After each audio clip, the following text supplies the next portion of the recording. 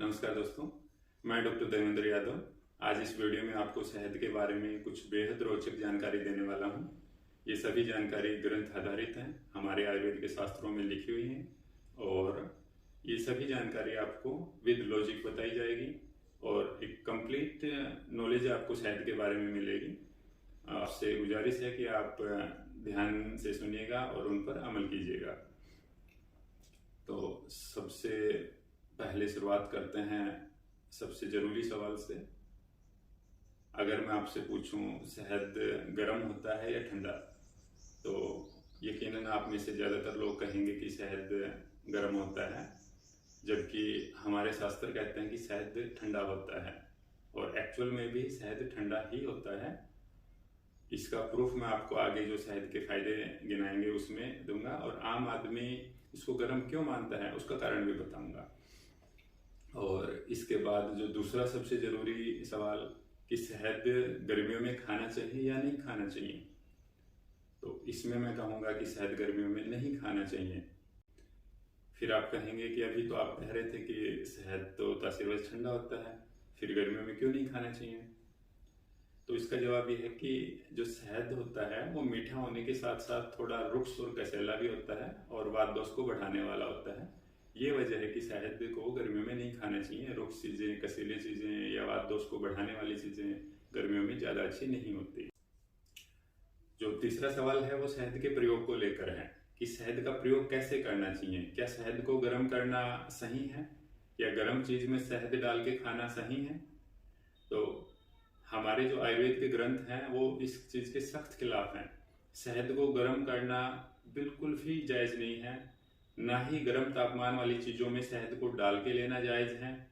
और इवन गर्मी से, धूप से अगर कोई बंदा आ रहा है तो उसको शहद खाना मना है जब तक बॉडी टेम्परेचर नॉर्मल ना हो जाए।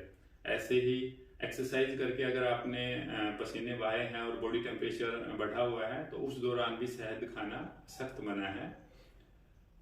लेकिन आजकल ज़्यादातर बच्चे देखा है मैंने, कोई गर्म काढ़ा है उसमें शहद घोल के ले लेते हैं या ग्रीन टी वगैरह बनाते हैं तो उसमें शहद घोल के ले लेते हैं। तो गर्म चीज़ में अगर हम शहद डाल के लेते हैं, अगर उसका टेम्परेचर 45 डिग्री से ज़्यादा है तो वो एक धीमा जहर का काम करता है, गर्विस का काम करता है। गर्विस बोलते हैं, जो धीमे जहर की तरह काम करेगा, जो लगातार लॉन्ग टर्म में आप लोगे तो वो आपकी सेहत के लिए बेहद हानिकारक है। और अब तो बहुत सारी रिसर्च ने भी प्रूव कर चुके हैं कि भी शहद को अगर आप 45 डिग्री से ज़्यादा गर्म करते हैं तो उसकी संरचना बदलने लगती है और वो आपके लिए, सेहत के लिए बहुत ही नुकसानदायक होता है। तो अगर आप या आपके बच्चे शहद को किसी गर्म चीज़ में डाल के ले रहे हैं तो वो नहीं लेना चाहिए। हाँ, गर्म चीज़ केवल तापमान वाइज, ना कि तासीर वाइज गर्म चीज़ें, क्योंकि तासीर वाइज गर्म चीज़ों को शहद के साथ मिला के लिया जाता है। बहुत से सांस रोगों में, कफ संबंधित सभी रोगों में लिया जाता है। नेक्स्ट बात करते हैं शहद से होने वाले फायदों के बारे में। शहद को किन किन रोगों में किस किस तरह से प्रयोग किया जाता है। तो सबसे पहले आँखों के लिए। आँखों के लिए शहद बहुत ही फायदेमंद होता है। गुलाब जल के साथ शहद को मिलाकर आँखों में डालने के लिए प्रयोग होता है।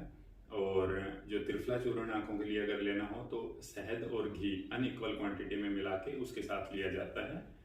और कभी भी जब हम समान मात्रा में शहद और घी एक साथ मिलाते हैं तो वो भी गर्विस का काम करता है, धीमे जहर का काम करता है। तो इसलिए हमेशा इनको अनइक्वल क्वांटिटी में मिलाएंगे। नेक्स्ट, कफ के रोगों में जो बलगम वाले जितने भी रोग हैं, चाहे वो बलगम वाली खांसी हो, चाहे फिर अस्थमा हो या निमोनिया हो, ऐसे ही फेफड़ों संबंधित कोई और रोग जो कफ की वजह से होते हैं, COPD वगैरह, उन सब रोगों में कफ शहद बड़ा ही अच्छा रहता है। तो शहद तासीर वाइज गर्म नहीं है, बावजूद उसके वो कफ को कैसे निकालता है? तो उसका कारण, उसका जो जवाब है वो यह है कि जो शहद है उसमें एक गुण होता है लेखन गुण। शहद कफ को पिघाल के बाहर नहीं निकालता, शहद कफ को खुरच के बाहर निकालता है। लेखन गुण होने की वजह से उसमें वो शहद कफ को जगह छुड़वाता है, इस वजह से उसको बाहर निकालता है।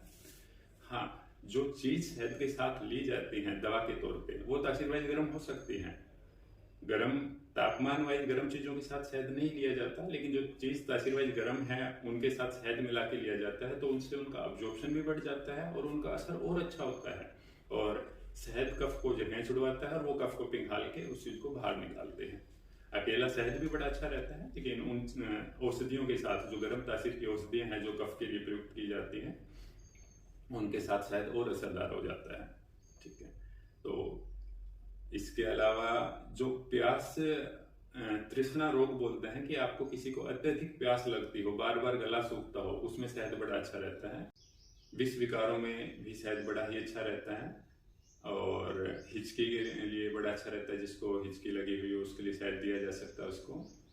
रक्त पित्त, जिसको बार बार नक्सीर फूटती हो उनके लिए, या ब्लड में गर्मी बढ़ी हुई हो, उस संबंधित सभी रोगों में शहद बड़ा ही लाभकारी होता है।